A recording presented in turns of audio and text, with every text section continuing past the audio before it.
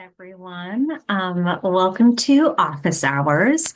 This is where I blend my academic advising and career coaching expertise to answer your anonymous life questions live because life does not come with a syllabus, but I am here to help. So if you're just finding my channel, hello, my name is Julia, and I am a career empowerment strategist and wellness coach, and I work with people who are feeling stuck, overwhelmed, or are just looking for clarity on their journey. So please think of me and this office hours segment that I'm doing as your post-graduation life coaching. So I am helping you build a fulfilling career, achieve personal growth, and live life on your own terms. So if you like this, please subscribe to my channel. I will release new office hours episodes every week. You can submit your questions anonymously to me. I will link my website in the description, but my email address is hello@faithandflourishgroup.com. And as I said, subscribe. And I just thank you so much for showing up for yourself. So I'm going to share my screen.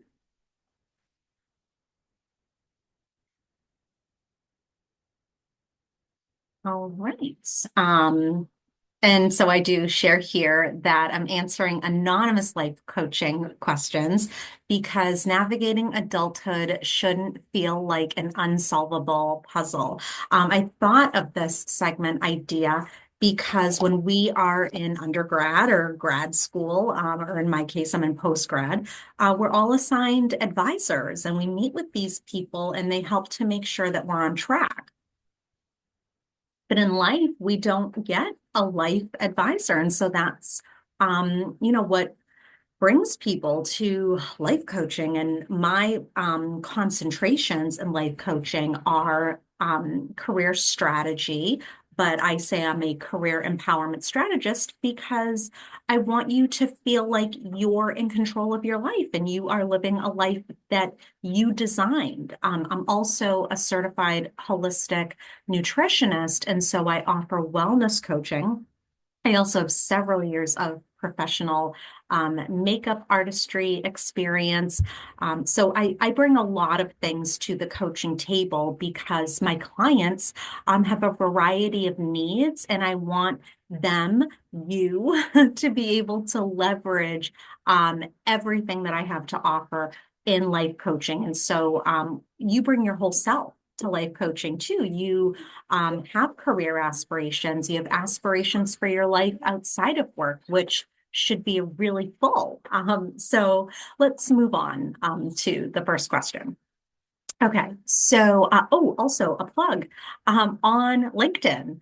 I have a newsletter under the name of my coaching practice, which is Faith and Flourish Group. And in my newsletter, I share personal development. That's what I talk about in my newsletter. Okay, so this person comes with this question. And I'm just going to read the screen if you see me looking off screen. Okay, so she says, I have always had a high drive at work. I've made many jumps and recently moved into an upper management position.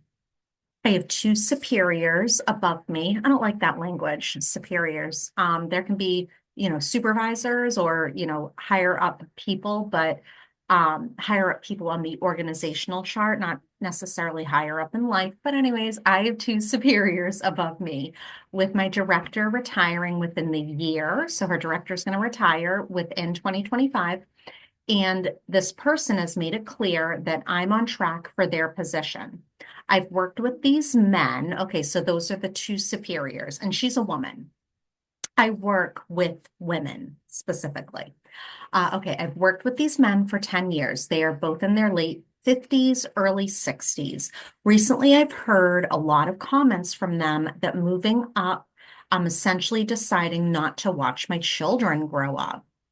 Mom guilt. Okay. She goes on to ask, for instance, one time one said, I didn't take management positions because I refused to miss out on my kids' childhood. Or he'll make other comments about others who recently had kids that they aren't available since they've had kids. The other said he gave up all his kids' things for his job, moving up and increasing his role. One of them just lost 13 vacation days because, quote, that's part of the position. With that said, it's leaving me feeling really awkward. I have three little ones. I use my PTO to volunteer at important school events. I use my PTO to take my kids on vacation. It's never let my work suffer. They made me take a sick day a few months ago because I worked over 13 hours that day while my little one puked all day. They didn't believe in work from home, which was fine.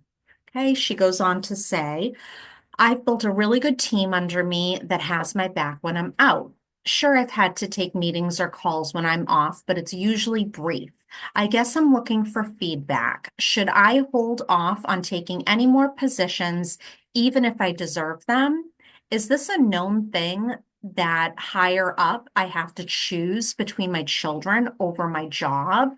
I feel like I've made it clear that I can do both, be a great mom and a great employee. I have under 5 years until I reach my retirement max benefits. So the higher I climb, the better I am in the long run. And she ends it by saying, I also love my job. Okay, so I'm going to stop sharing my screen and answer this question live with you.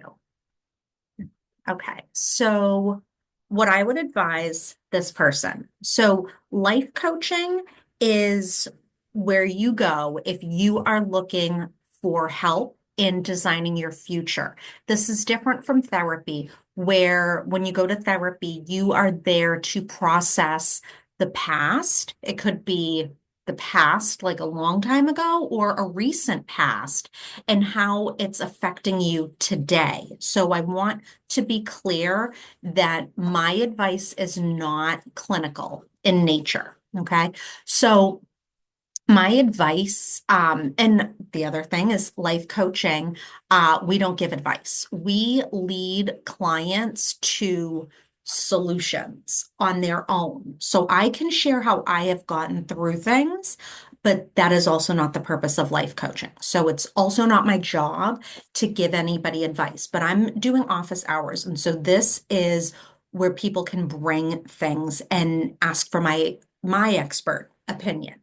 Um, if if this, you know, person were coming to me for life coaching, and life coaching, my type of life coaching, career empowerment, strategy, and wellness coaching.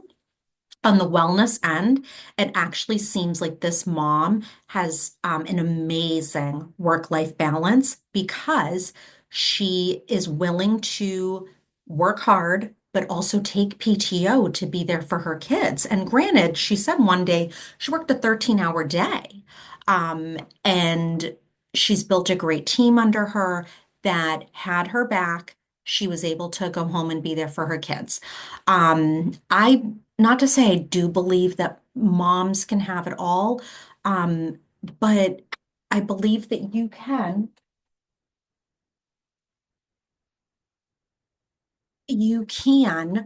um, I don't like that language, have it all. That's what I'm struggling with right now.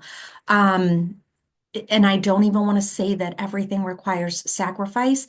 I think if you manage your time well and you rest, you can feel very balanced. I think that's language that I'm comfortable with saying. And so, for the wellness aspect of things, this mom seems really balanced, that she will take the time she needs when she needs it to be there for her kids. She is not afraid to use her PTO, and she uses it strategically.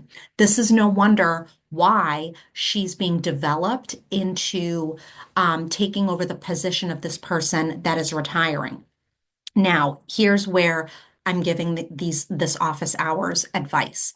And I'm looking at time. I don't want this video to be, much longer than 10 minutes. We're going over that time. Um, Career strategy is for you to plan for the future. And I advise this mom to plan for a future that does not involve this current supervisor who's making these strange comments to her.